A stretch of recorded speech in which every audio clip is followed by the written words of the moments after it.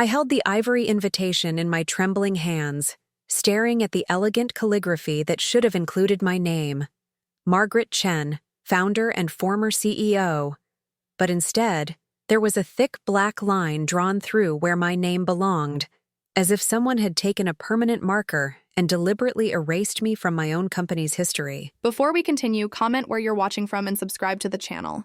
We'd love to see how far our stories are reaching. The invitation was for the grand opening of Chen Technologies' new headquarters, the company I had built from nothing 30 years ago in my garage, working 18-hour days while my late husband Robert watched our infant son David. The same company that now employed over 2,000 people and had become a leader in software development across 3 states. I turned the heavy cardstock over, my fingers tracing the embossed logo I had designed myself back in 1993. The familiar ache in my chest grew stronger as I read the elegant script. You are cordially invited to witness the unveiling of the future of technology. The future. As if the past 30 years of my life meant nothing. My hands shook slightly as I set the invitation on my kitchen table, next to the morning coffee that had grown cold while I processed this latest humiliation. At 62, I had thought the worst betrayals were behind me. I had been wrong. The phone rang, jolting me from my thoughts. David's name flashed on the screen, and for a moment, I felt that familiar flutter of hope that maybe this was all a misunderstanding. Maybe my son was calling to explain, to apologize, to invite his mother properly to what should have been our shared celebration. Mom. His voice was strained, distant. Did you get the invitation? I did. I kept my voice steady, though my heart was hammering. I noticed my name was crossed out. A pause. In the background, I could hear the familiar click of high heels on marble floors, Victoria's distinctive walk through their palatial home. My daughter-in-law had a way of making her presence known, even when she wasn't speaking. About that, David said, and I could hear him moving, probably stepping away from Victoria's listening ears. Victoria thought it might be better to keep things simple. You know how these corporate events can be. Lots of investors, media attention. She was worried about. He trailed off, but I knew exactly what Victoria was worried about. She was worried about me embarrassing them, about the 62-year-old Asian woman who had actually built this empire being seen as anything more than an inconvenient relic of the past. Worried about what, David? Another pause, longer this time. When he spoke again, his voice had taken on that careful, patronizing tone he'd been using with me more frequently over the past 2 years, ever since Victoria had been promoted to vice president and had started whispering in his ear about modernizing the company image. She's worried about confusion. You know, having too many people claiming credit for the company's success. It might send mixed messages to potential investors. Mixed messages, as if my 30 years of building this company from the ground up was somehow conflicting with their narrative of success. I closed my eyes, remembering the night shifts I'd pulled coding the first software program that would eventually become our flagship product. The bank meetings where loan officers had looked at me skeptically, a young Asian immigrant woman asking for capital to start a tech company. The years when David was small, and I would debug code while he slept in a playpen beside my desk.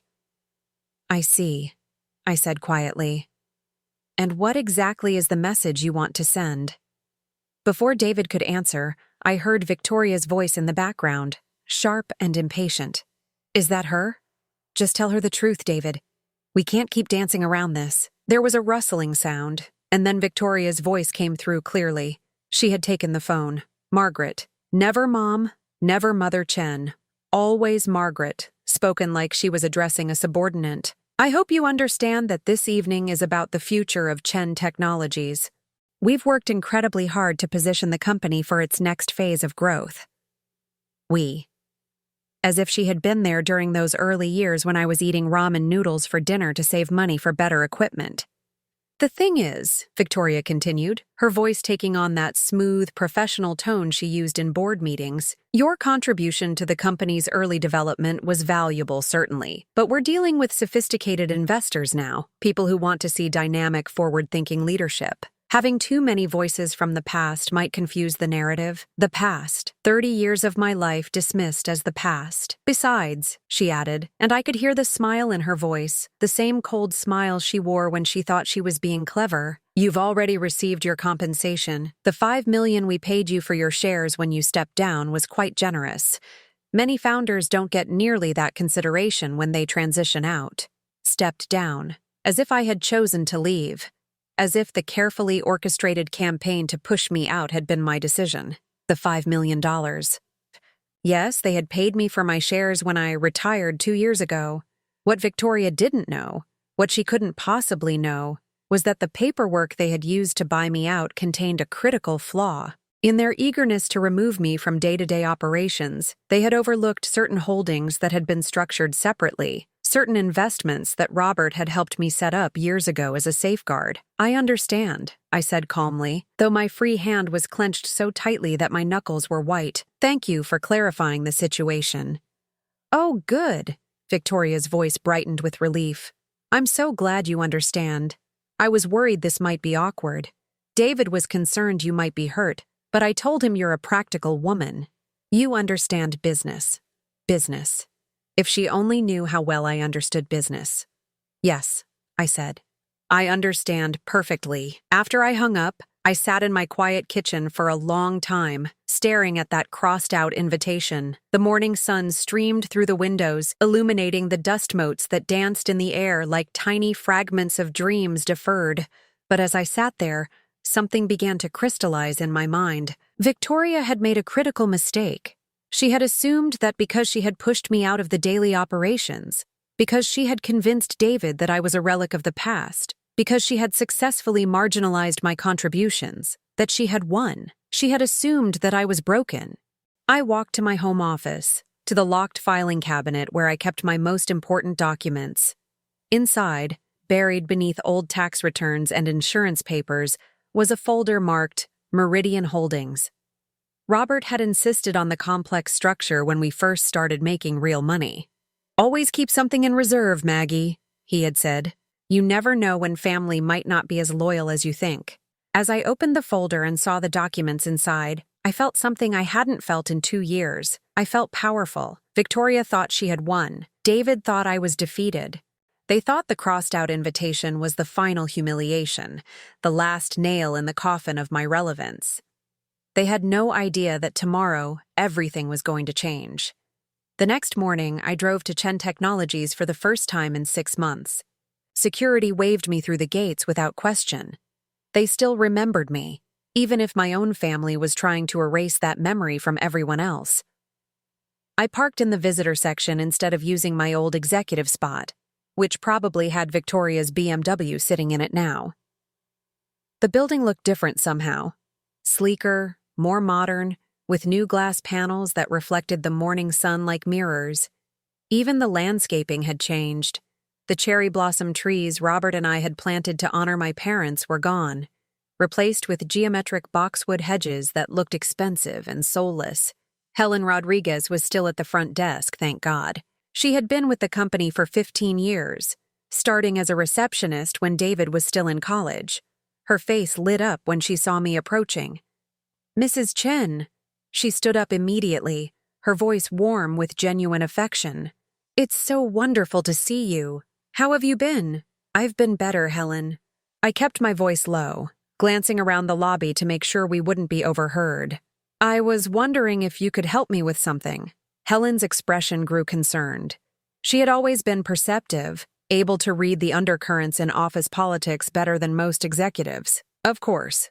What do you need?" "I need to know what's been happening here since I left. The real story, not the official version." Helen glanced toward the elevator bank, then leaned closer. "Mrs. Chen, there are things you should know. Things that have been bothering me for months, but I didn't know who to tell." My heart began to race. "What kind of things? Can we talk somewhere private?"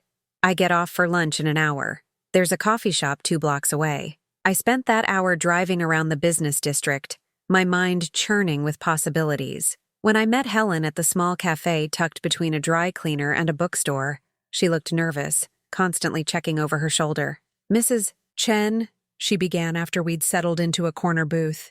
"I probably shouldn't be telling you this, but my conscience won't let me stay quiet anymore." She pulled out a small notebook from her purse. "I've been keeping track of things, dates, conversations I've overheard, documents I've seen.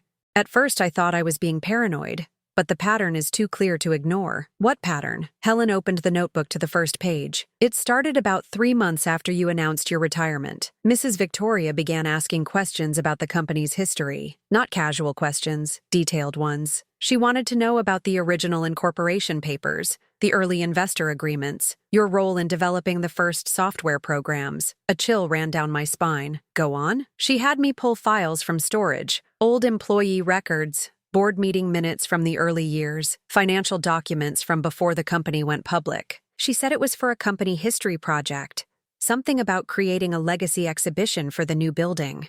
But there was no legacy exhibition at yesterday's grand opening. I had watched the entire live stream from my laptop, studying every moment of the ceremony that should have honored the company's origins. Instead, it had been focused entirely on future plans and recent achievements, as if Chen Technologies had sprung into existence fully formed 3 years ago. Then, Helen continued, flipping to another page, she started asking about your current involvement with the company. She wanted to know if you still had access to any systems, if you maintained any advisory role, if there were any ongoing agreements or contracts in your name. What did you tell her? Only what I knew from public records, that you had sold your shares and stepped down from all official positions. But Mrs. Chen, she seemed relieved when I said that, almost like she had been worried about something. Helen showed me more notes. Victoria had been systematically gathering information about every aspect of my involvement with Chen Technologies.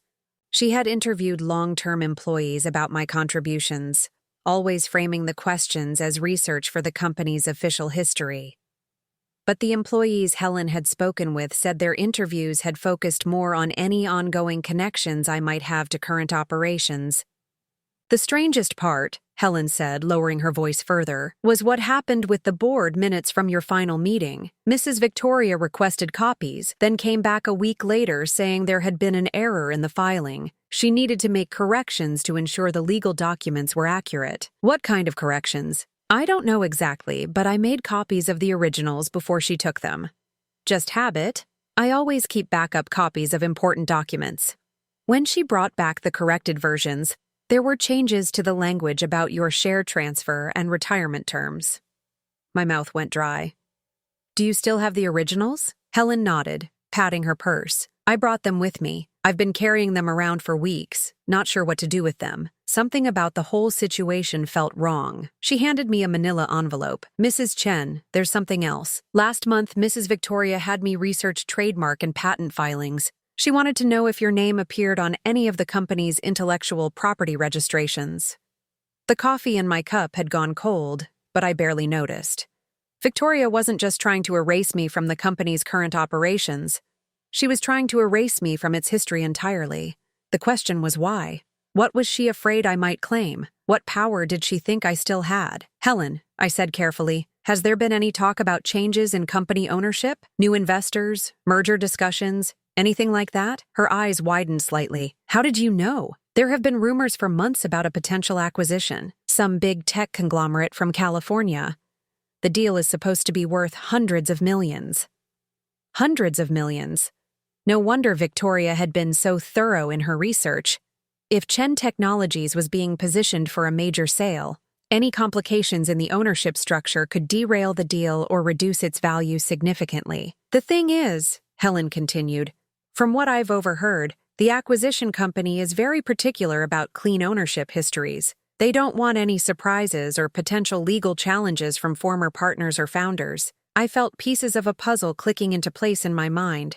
Victoria wasn't just being vindictive by excluding me from yesterday's grand opening. She was protecting a business deal that could make her and David incredibly wealthy. My presence, my history with the company, my potential claims to its success, all of that represented risk to her carefully constructed narrative. Has the sale been finalized? Not yet. Mr. David mentioned to Mrs. Victoria last week that they're still in negotiations. Something about final due diligence and paperwork review. Due diligence. That was when acquiring companies examined every aspect of a business to ensure there were no hidden problems or liabilities. If Victoria had been altering documents and rewriting company history, she was probably trying to eliminate any questions about my role or ongoing rights. I thanked Helen and walked back to my car in a daze. As I drove home, I kept thinking about the manila envelope in my purse. Whatever was in those original board minutes, Victoria had been concerned enough to alter them. That suggested the originals contained something she didn't want discovered. Back in my kitchen, I spread the documents across my table.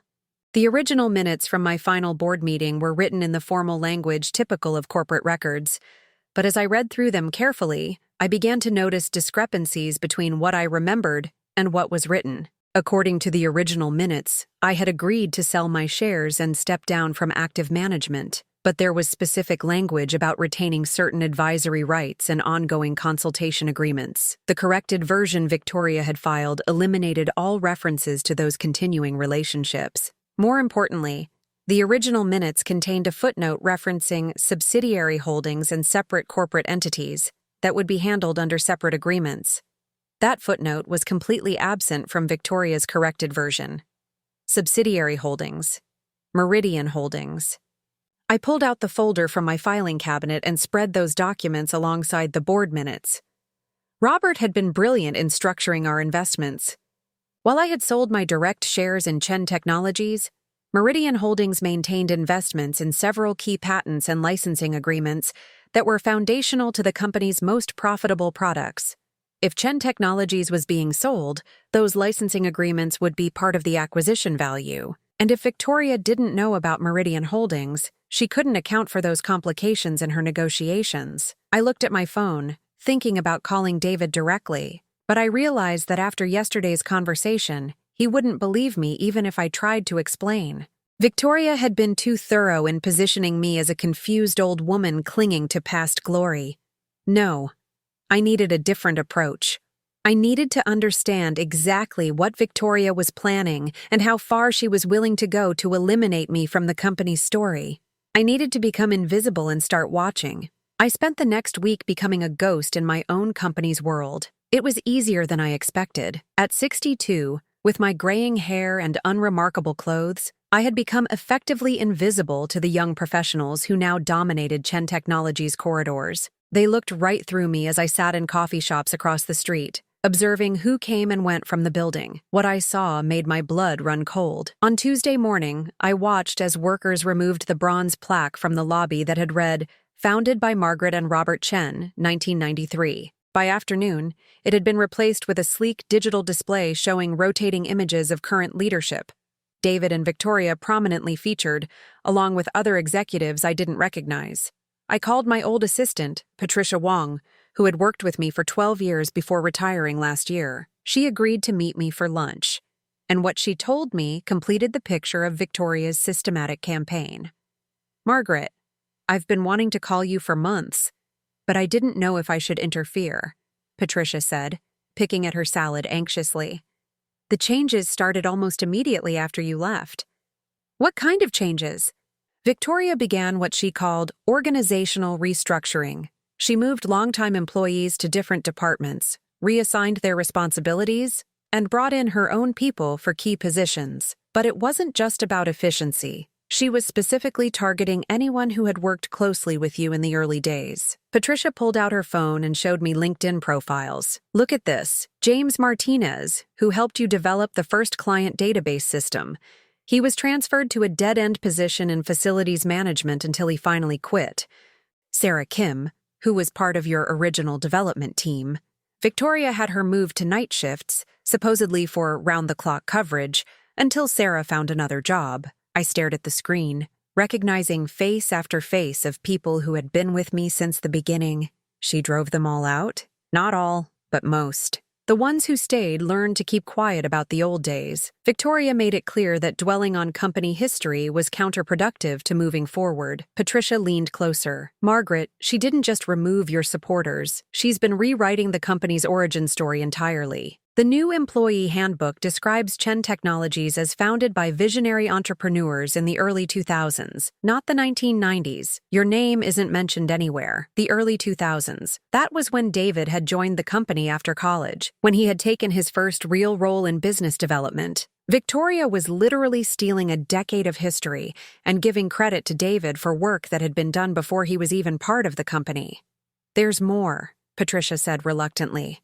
"The company's official website was completely redesigned 6 months ago. The About Us section now says the company was built by second-generation leadership, bringing fresh innovation to traditional business models.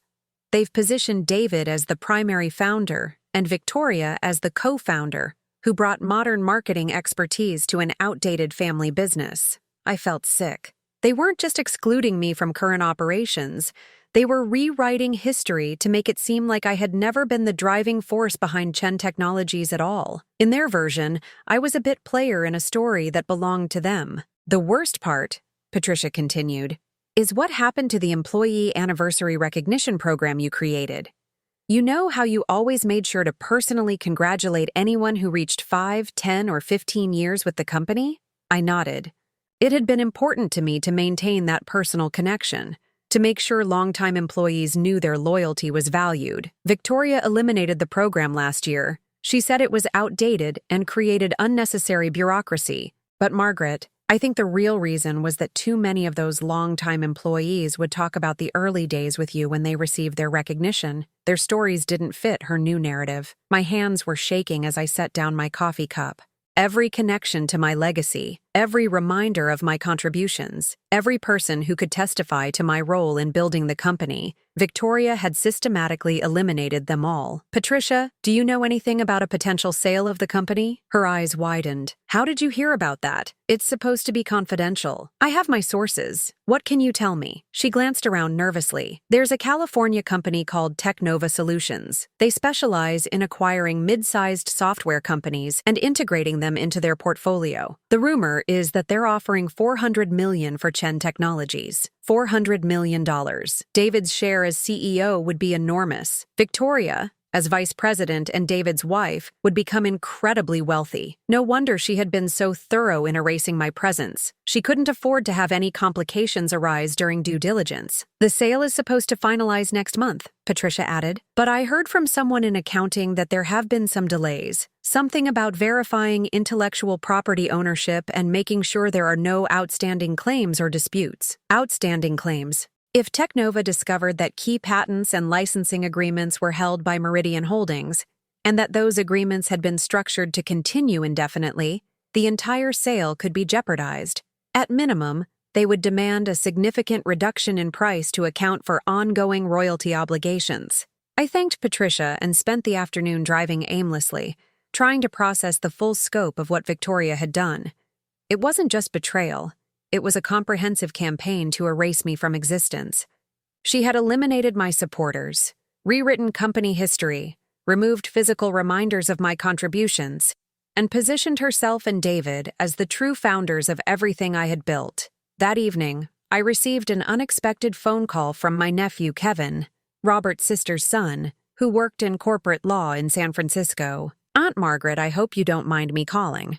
I heard about the grand opening of Chen Technologies' new headquarters. Congratulations on the company's success. Thank you, Kevin, though I'm not sure congratulations are appropriate anymore. What do you mean? I found myself telling him the entire story, the crossed-out invitation, the systematic erasure of my history, Victoria's campaign to position herself as co-founder. Kevin listened without interrupting, occasionally making small sounds of disbelief or disgust. Aunt Margaret, he said when I finished, I don't know if this is relevant, but I've been working on due diligence for several tech acquisitions recently, and what you're describing sounds like fraud. Fraud?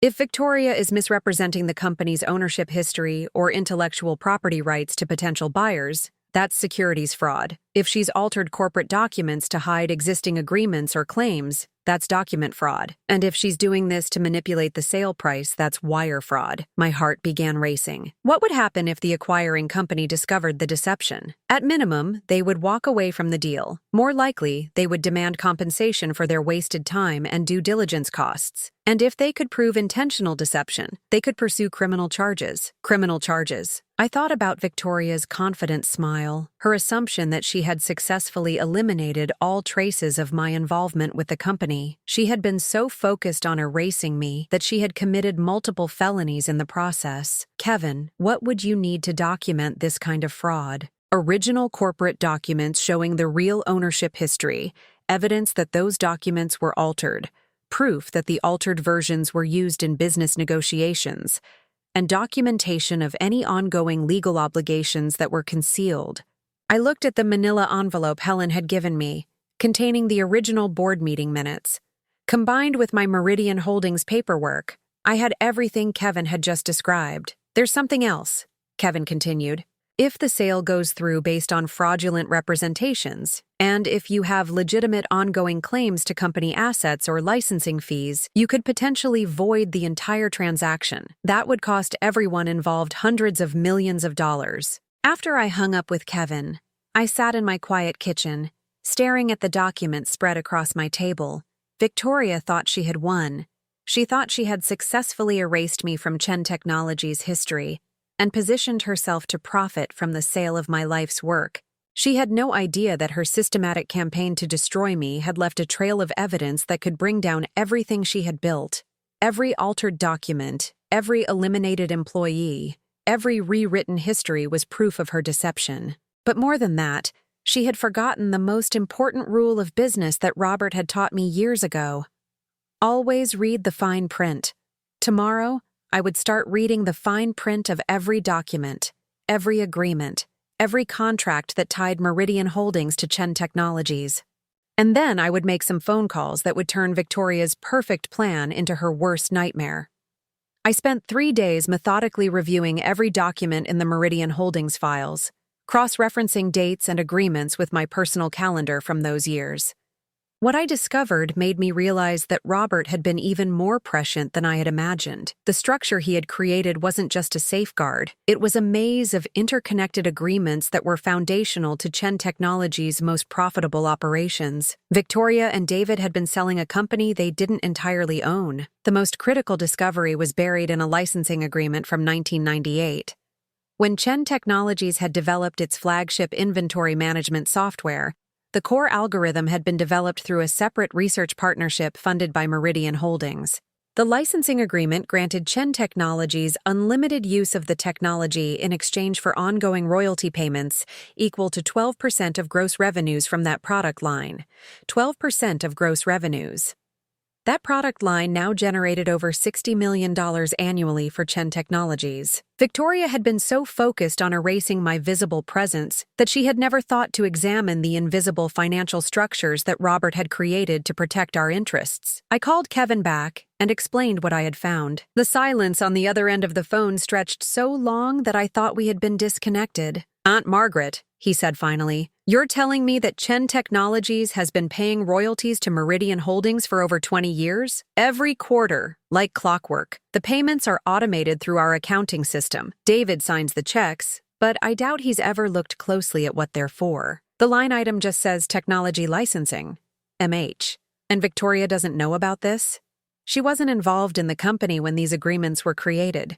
She's been so focused on recent history that she never examined the foundational contracts from the 1990s. Kevin was quiet for another moment. "Aunt Margaret, if Technova is planning to acquire Chen Technologies based on the assumption that they're buying all intellectual property and revenue streams, and they discover after closing that 12% of the core product revenue has to be paid to an outside entity in perpetuity, they could claim massive damages." How massive? With a $400 million purchase price and 12% of ongoing revenues at stake, they could argue that the undisclosed licensing obligation reduces the company's value by $50 to $100 million.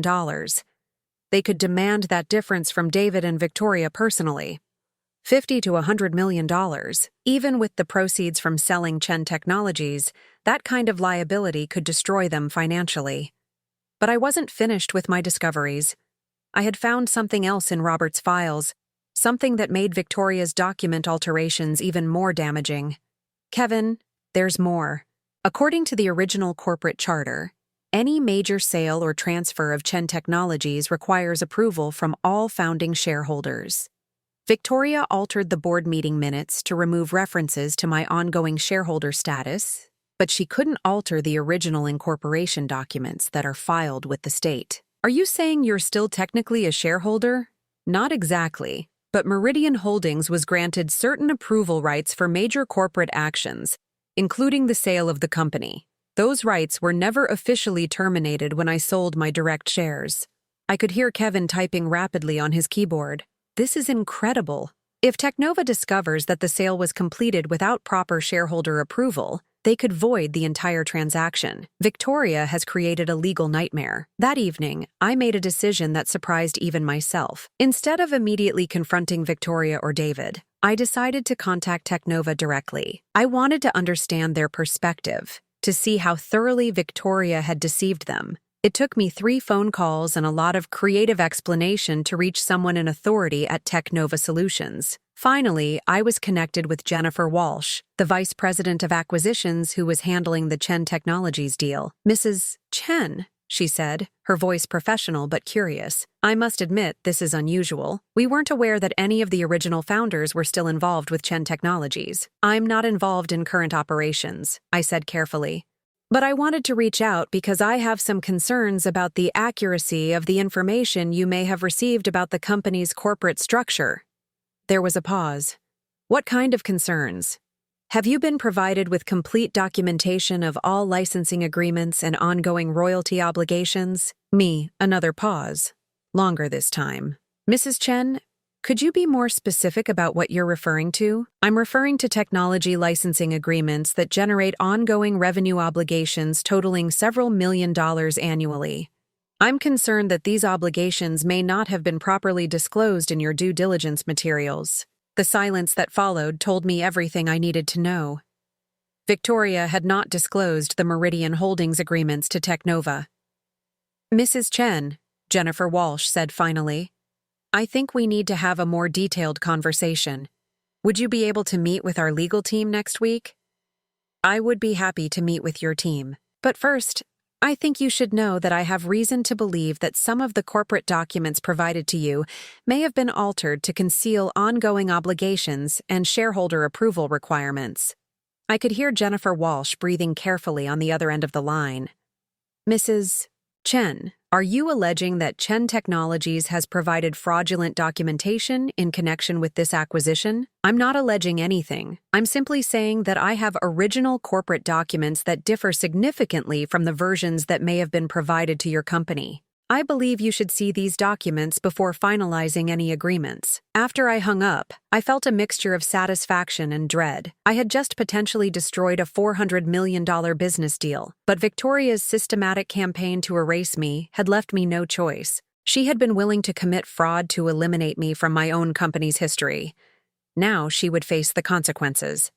The next morning, my phone rang at 7 a.m. David's name appeared on the screen, and when I answered, his voice was tight with panic. "Mom, what the hell did you do?" "Good morning, David. I'm fine. Thank you for asking." "Don't play games with me. Technova called yesterday afternoon. They're suspending all acquisition discussions pending a review of corporate documentation. They specifically mentioned concerns about undisclosed licensing obligations and altered documents." I took a sip of my coffee, amazed at how calm I felt. That sounds like a reasonable business precaution. "Mom, this deal represents hundreds of millions of dollars. If it falls through because of some misunderstanding about old paperwork, it could destroy the company. The company I built has survived much worse than a canceled sale, David.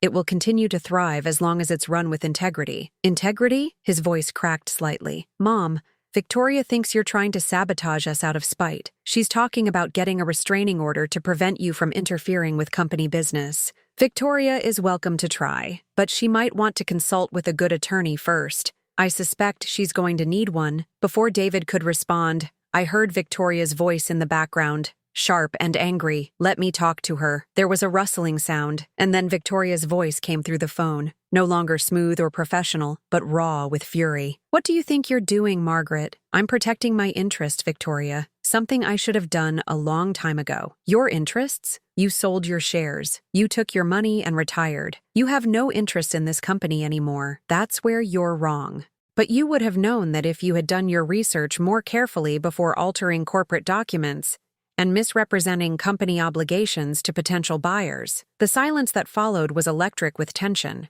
When Victoria spoke again, her voice was deadly quiet. "You bitter old woman. You can't stand that we built something great without you. You can't stand that your son doesn't need you anymore. You didn't build anything, Victoria. You've been living off the foundation I created for 30 years, and now you've jeopardized everything because you were so desperate to erase me that you committed fraud in the process. Fraud? You don't know what you're talking about. We'll see about that. I have a meeting with Technova's legal team next Tuesday. I'm going to show them the original corporate documents, the real licensing agreements, and the evidence that you altered official records to conceal ongoing obligations. Then we'll let them decide whether they want to proceed with acquiring a company whose leadership has been systematically lying to them. I could hear Victoria breathing hard on the other end of the line. When she spoke again, her voice shook with rage. If you destroy this deal, I will make sure you regret it for the rest of your life. Victoria, I said quietly, the rest of my life is going to be much longer and much happier than you think. The question is, what kind of life are you going to have after your fraud is exposed? I hung up before she could respond. For the first time in 2 years, I felt like myself again. The frightened, marginalized old woman Victoria had tried to create was gone. In her place was the woman who had built a technology empire from nothing, who had survived every challenge business and life had thrown at her. Victoria had made the mistake of thinking that erasing me from company history would make me disappear. Instead, it had reminded me of exactly how powerful I had always been. The Technova meeting was scheduled for Tuesday at 10 a.m. in their downtown San Francisco office. I arrived 15 minutes early, wearing my best navy suit, the one I had worn to important investor meetings in the early days of Chen Technologies. I wanted to look like exactly what I was, a serious businesswoman who had built something significant. Jennifer Walsh met me in the lobby along with 2 other executives, Michael Torres, their chief legal counsel, and Sarah Kim, their director of due diligence. The irony wasn't lost on me that Sarah shared a name with one of my former employees who Victoria had forced out. Mrs. Chen, Jennifer said as we settled into a conference room overlooking the bay, thank you for coming forward with your concerns. Before we begin, I want you to know that we take any allegations of documentation fraud very seriously. I appreciate that, Ms. Walsh. I brought copies of all the relevant documents. I spread the papers across the conference table, the original Meridian Holdings Incorporation papers, the technology licensing agreements, the unaltered board meeting minutes, and the comparative analysis Kevin had helped me prepare showing exactly what Victoria had changed. Michael Torres studied the documents for several minutes, occasionally making notes on a legal pad. When he looked up, his expression was grim. Mrs. Chen, if what you're showing us is accurate, this represents a significant misrepresentation of Chen Technologies' corporate obligations. The licensing fees alone would reduce our projected returns by approximately 15 to 20%. That's just the beginning, I said. The altered board minutes eliminate references to approval requirements for major corporate actions. According to the original charter, Meridian Holdings retained certain governance rights that were never properly terminated. Sarah Kim leaned forward. Are you saying that Chen Technologies doesn't have the authority to sell the company without your approval? That's exactly what I'm saying, and there's more. I pulled out another folder, one I had saved for last. These are the original patent applications for Chen Technologies' 3 most valuable software products. You'll notice that the primary inventor listed on each application is Margaret Chen, with Robert Chen as co-inventor. The patents were subsequently licensed to Chen Technologies through Meridian Holdings. The room fell silent as they examined the patent documents. Jennifer Walsh was the first to speak. Mrs. Chen, are you telling us that Chen Technologies doesn't actually own the intellectual property that generates the majority of their revenue? They own unlimited usage rights through licensing agreements. But the underlying patents are owned by Meridian Holdings. If Technova acquires Chen Technologies, you would be buying a company that has to pay royalties in perpetuity to an entity you don't control. Michael Torres set down his pen and looked at me directly. Mrs. Chen, do you have any idea why this information wasn't disclosed to us during our due diligence process? I believe Victoria Morrison, that's my daughter-in-law, who serves as vice president, was either unaware of these arrangements or chose to conceal them to avoid complicating the sale. Based on the document alterations you've shown us, Sarah Kim said, it appears to be the latter. This isn't an oversight. It's a deliberate attempt to misrepresent the company's legal and financial obligations. Jennifer Walsh closed the folder in front of her. Mrs. Chen, We need to discuss what happens next. Obviously, we cannot proceed with the acquisition based on fraudulent documentation. The question is whether we pursue legal remedies against Chen Technologies for the time and resources we've invested in this deal. My heart was racing, but I kept my voice steady. That's entirely your decision, Ms. Walsh. I simply felt obligated to ensure you had accurate information before finalizing your agreement. We appreciate your integrity, Michael Torres said. However, I need to ask directly, what do you want from this situation? Are you seeking to rejoin Chen Technologies? Do you want compensation for the licensing arrangements that weren't properly disclosed? Are you looking to block the sale entirely? I had been expecting this question, and I had prepared my answer carefully. What I want is very simple. I want Chen Technologies to be run with the same integrity that Robert and I built into its foundation 30 years ago. I want the company's true history to be acknowledged and preserved, and I want assurance that the people who built this company alongside me will be treated with respect. And if those conditions aren't met, then I will exercise my rights as patent holder and majority stakeholder in Meridian Holdings to protect my interests and the interests of the employees who have been wronged. After the meeting, I drove back across the Bay Bridge feeling a mixture of exhaustion and exhilaration. I had just destroyed a $400 million business deal, but I had also exposed a fraud that could have cost Technova tens of millions in unexpected obligations. My phone started ringing before I reached home. David called 3 times, but I didn't answer. Victoria called twice. Helen Rodriguez from the front desk called once to warn me that Victoria had been asking about my home address. Even Patricia Wong called to tell me that rumors were flying around the business community about Technova withdrawing from the Chen Technologies acquisition. When I finally got home, there was a black BMW parked in my driveway. Victoria was sitting in the driver's seat, her face rigid with controlled fury. I pulled into my garage and closed the door behind me, but she was waiting by my kitchen door before I could get inside. "We need to talk," she said. "I have nothing to say to you, Victoria. You have destroyed everything. Do you understand that? $400 million gone. David's entire future destroyed. Our children's security eliminated. All because you couldn't accept that your time was over." I unlocked my kitchen door and stepped inside, but she followed me uninvited. "My time was never over, Victoria. You just convinced yourself it was because it made your lies easier to maintain." She stood in my kitchen, shaking with rage. "I know what you think you've accomplished, but this isn't over. David is the CEO. He's going to fight you. We're going to expose you as a bitter old woman who's trying to destroy her own son's success out of spite. Go ahead and try, but you might want to consider something first." I pulled out my phone and showed her the recording app. "I've been recording our conversation since you walked into my house uninvited.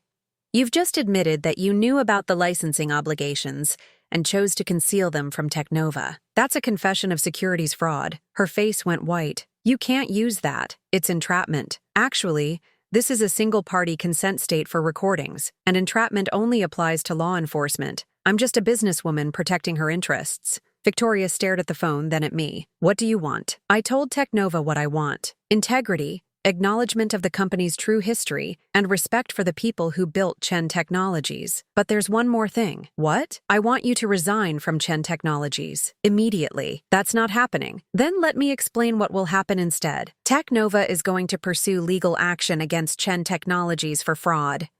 They're going to demand compensation for their wasted time and due diligence costs.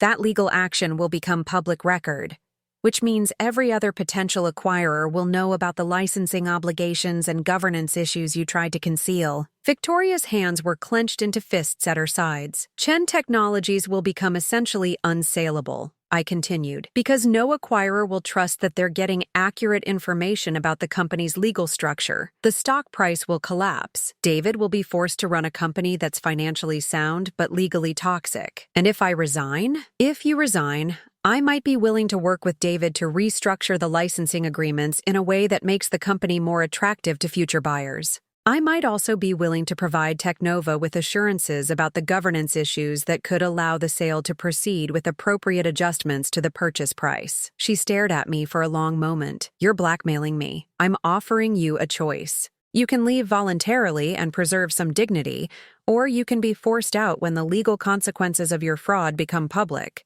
Either way, your time at Chen Technologies is over." David will never forgive you for this. David will forgive me when he realizes that I'm saving him from criminal liability for your actions. Securities fraud is a federal crime, Victoria. If prosecutors decide to pursue charges, David could face prison time as the CEO who signed off on fraudulent documents. She turned toward the door, then looked back at me one final time. This isn't over, Margaret. Yes, it is. You just don't realize it yet. After she left, I sat at my kitchen table and called Kevin to update him on the day's events. When I finished describing the Technova meeting and my confrontation with Victoria, he whistled softly. Aunt Margaret, you realize you've just executed one of the most sophisticated corporate warfare campaigns I've ever seen. You didn't just expose their fraud. You created a situation where they have to choose between accepting your terms or facing criminal prosecution. I prefer to think of it as finally standing up for myself. Well, whatever you call it, Victoria is going to have to resign. She has no choice. And David is going to have to decide whether he wants to work with you to rebuild the company's reputation or continue defending someone who nearly destroyed everything you both built. As I hung up the phone, I realized that for the first time in 2 years, I wasn't angry anymore. I was tired, but not defeated. I was hurt, but not broken. Tomorrow, David would have to decide what kind of man he wanted to be.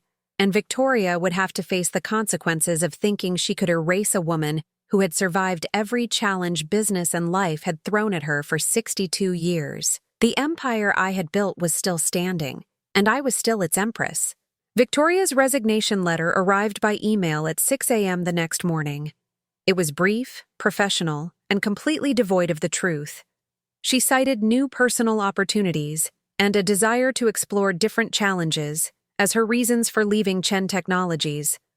There was no mention of fraud, no acknowledgement of wrongdoing, no apology for the destruction she had caused. But she was gone, and that was what mattered. David called an hour later, his voice hollow with exhaustion. Mom, we need to talk. Can I come over? Of course. He arrived looking like he had aged 5 years in the past week.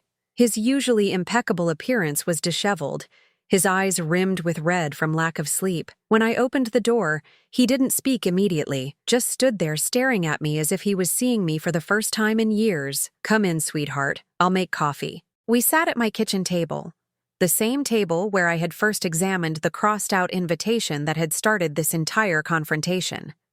David wrapped his hands around his coffee mug like he was trying to absorb its warmth. I've spent the last 3 days going through every document, every agreement, every contract, he said finally. You were right about everything. The licensing payments, the patent ownership, the governance rights that were never properly terminated. Victoria knew about all of it, and she convinced me to sign documents that misrepresented our obligations to Technova.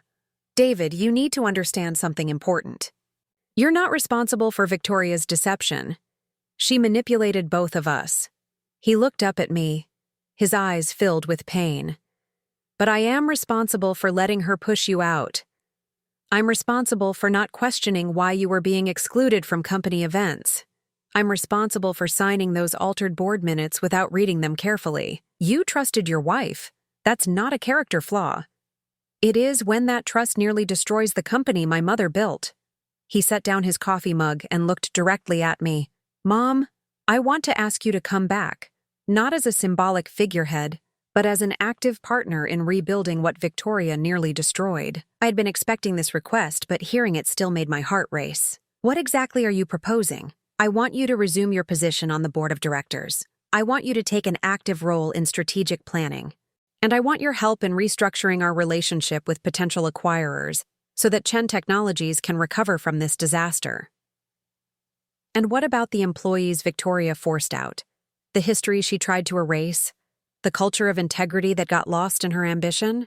I've already started making calls. James Martinez, Sarah Kim, the others. I'm reaching out to everyone Victoria pushed aside. Some of them are willing to consider coming back if the culture really changes. And I've hired a consulting firm to help us rebuild our corporate governance and documentation systems. I studied my son's face, looking for any sign that this was just another manipulation, another attempt to manage me. But what I saw was genuine remorse and more importantly, genuine determination to do better. There's something else, David continued. I've been in touch with Technova. They're willing to consider resuming acquisition discussions, but only if we can provide complete transparency about all corporate obligations, and only if we have proper governance oversight to prevent future misrepresentations. What did you tell them?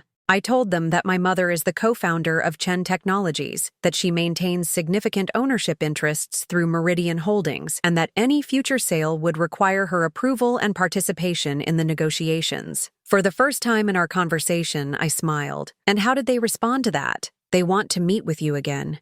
This time, not as someone exposing problems, but as a key stakeholder helping to solve them. I walked to my window, looking out at the garden Robert and I had planted when we first bought this house. The cherry blossom trees were beginning to bloom, their pink petals drifting across the lawn like confetti, celebrating a victory I had never expected to achieve. David, if I come back, things will be different. I'm not going to be a silent partner or a ceremonial presence. I'm going to expect real influence over major decisions, and I'm going to insist on the highest standards of corporate integrity. I wouldn't want it any other way, and Victoria is never to have any role in company operations, ever again. Not as a consultant, not as an advisor, not even as a vendor. She forfeited any right to be part of Chen Technologies when she chose fraud over honesty. David nodded firmly. She understands that. She's already accepted a position with a marketing firm in Los Angeles. She'll be 300 miles away from any Chen Technologies operations. I turned back to face him. In that case, I accept your invitation to rejoin the company. But I have some conditions of my own.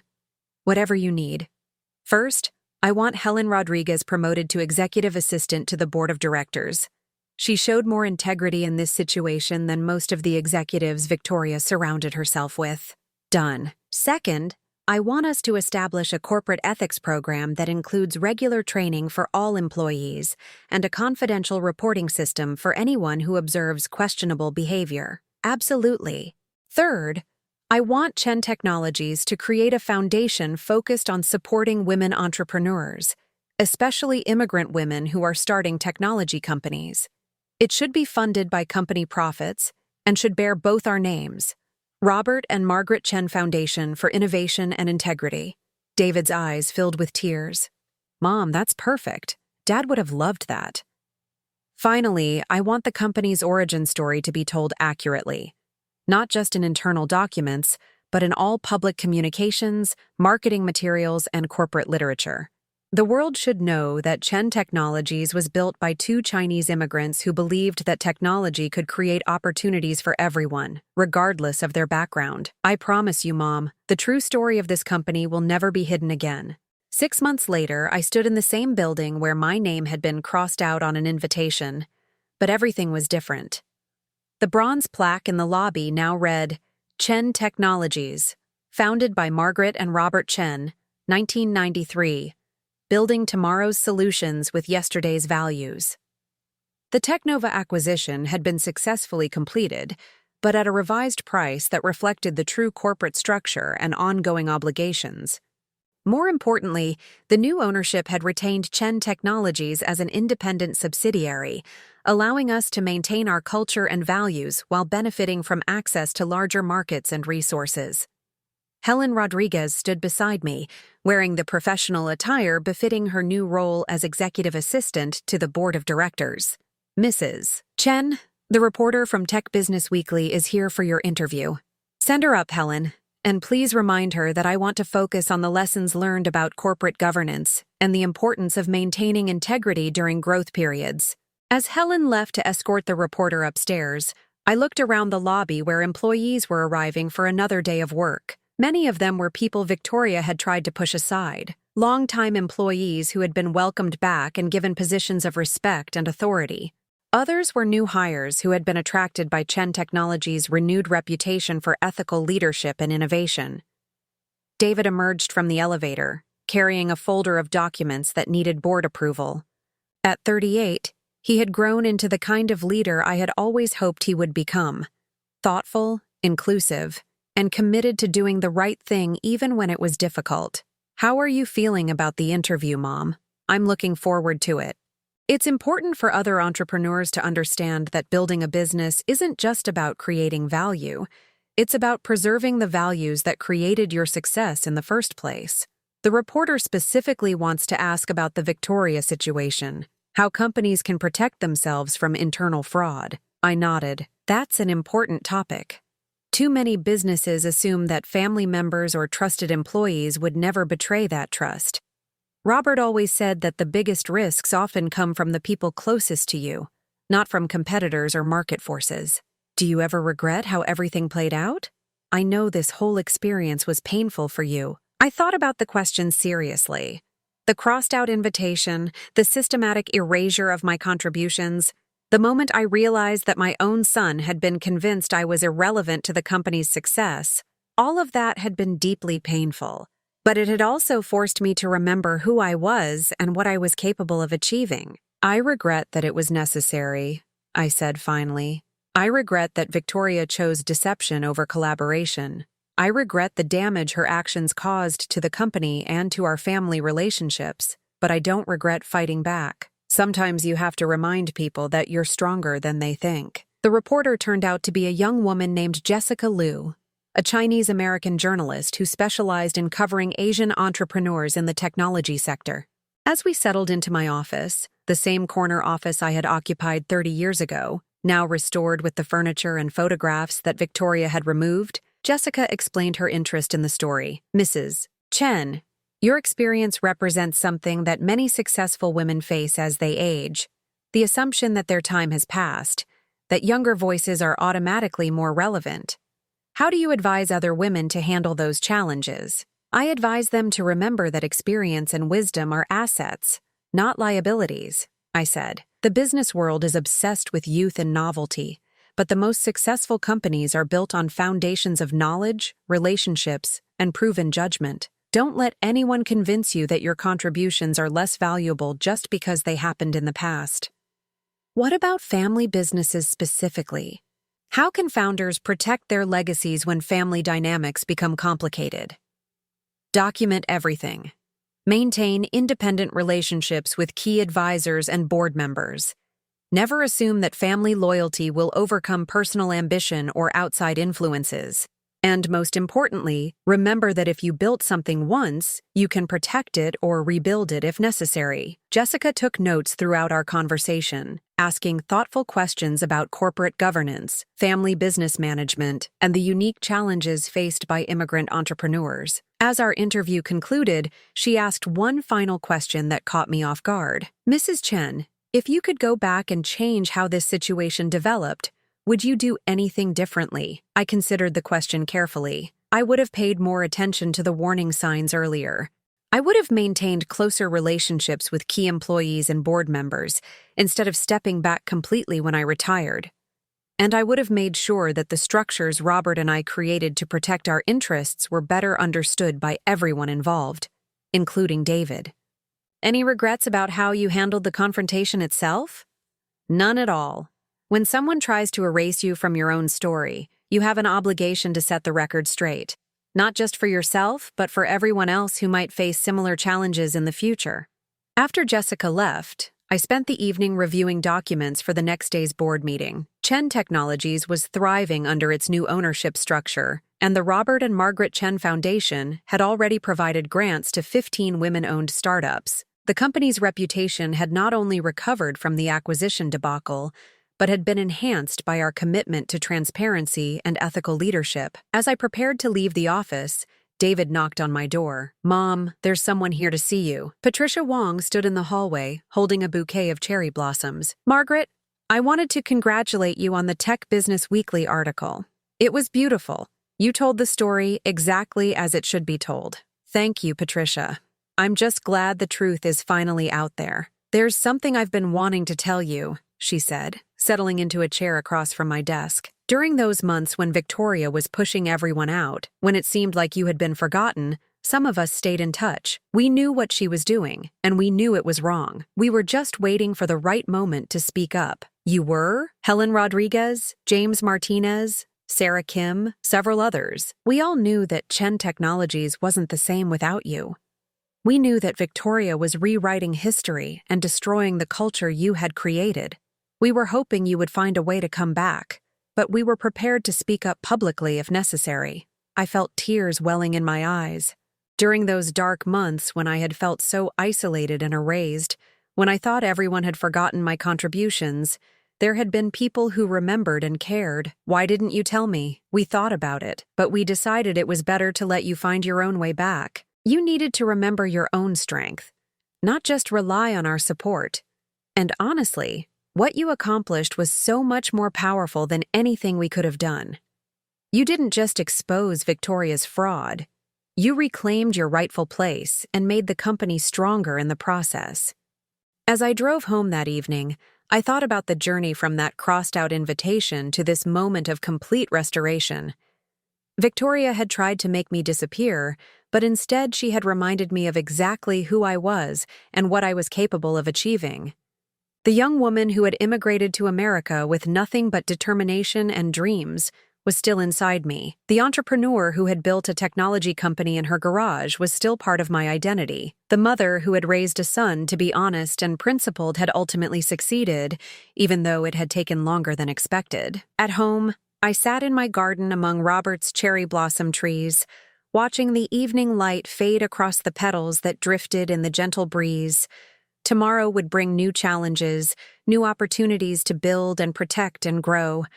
But tonight, I was simply a woman who had fought for her place in the world and won. Victoria had given me a choice: disappear quietly or fight to reclaim what was mine. I had chosen to fight, and in doing so, I had discovered that the power she thought she had taken from me had never really been hers to take.